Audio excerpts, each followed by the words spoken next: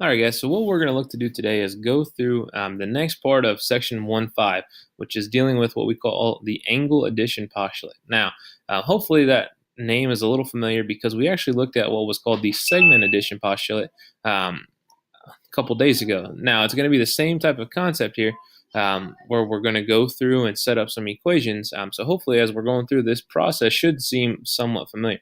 Okay, so we'll start with the actual definition of the angle addition postulate. If we have a point B, in this case, is in the interior, which interior means obviously we're going to be on the inside of AOC. Now, angle AOC is this entire angle.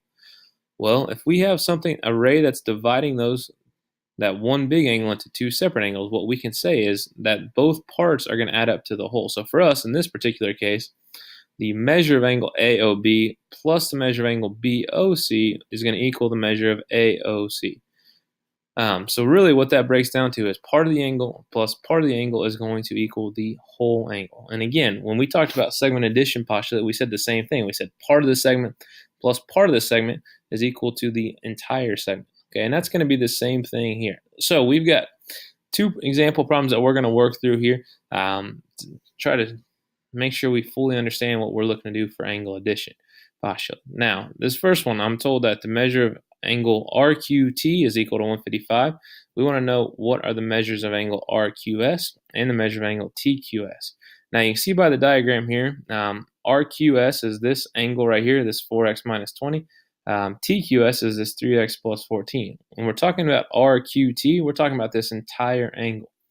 Right, so the first thing that I want us to do, just like we did with the segments, is we're going to write a little statement to try to help to organize our thoughts. So for us, the first thing, it's going to be part plus part is equal to whole. So part of the angle is RQS, so the measure of angle RQS. The other part is TQS, so plus the measure of angle TQS. And the whole angle will be the measure of angle RQT. Again, by doing that, by writing our statement out, we're able to kind of organize what we're thinking and we know what is going to go where. Okay, so from here, now we can start process of plugging things in. We know that RQS from the picture is 4x minus 20. We know TQS is 3x plus 14, also from the picture. And then we were given in our instructions here that RQT is 155. So what we can do is we can set this up. The 4x minus 20 plus 3x plus 14 is 155.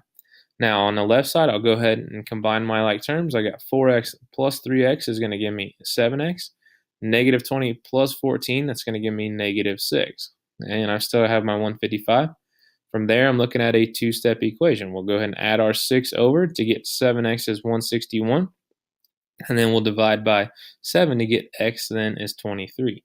Now, just like we've seen in quite a few different cases, when we find x, that's not necessarily our answer. Okay, we usually have to plug that back in, and it's no different for these type of problems. Okay, we want to know what is the measure of angle RQS. Well, it was 4x minus 20, so now it's going to be 4 times 23 minus 20, which is going to be 92 minus 20, which is going to be 72. Now, you'll notice my answer, I've got my lowercase m for measure. I have the degree sign there as well. Remember, we talked about this. You don't want to just put angle RQS as 72. We want to be very diligent with our notation. We want to have the m for measure, and we want to have the degree symbol. Now, the same thing for TQS. It's 3x plus 14.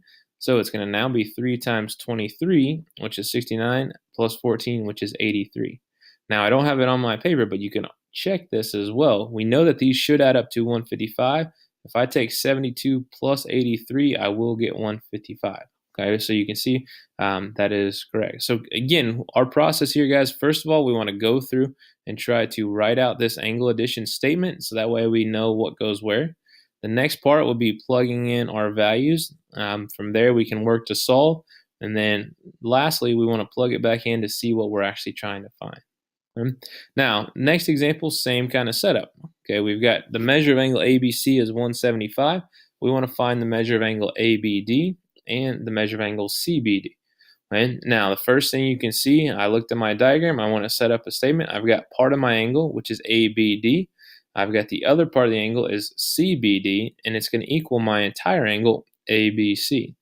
And so from there, let's plug it in. We got 6x minus 5 plus 4x plus 10 is going to equal 175. And now, again, once we plug things in, let's start to combine. So I've got 6x plus 4x is going to give me 10x. Negative 5 plus 10 is going to give me just a positive 5. Still have my 175 on the right side.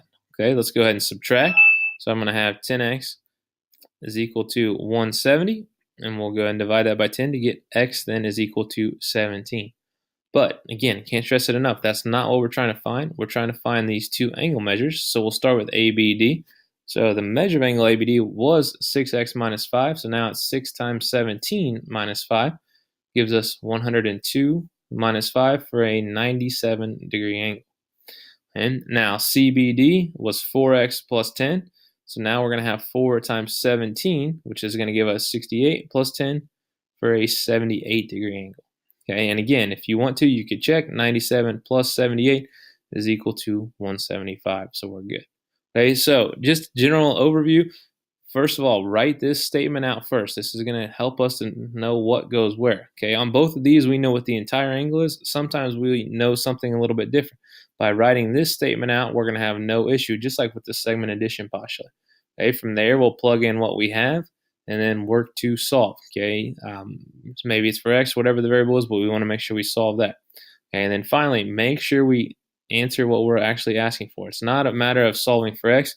On both of these problems, we wanted to find angle measures, so make sure we plug those back in.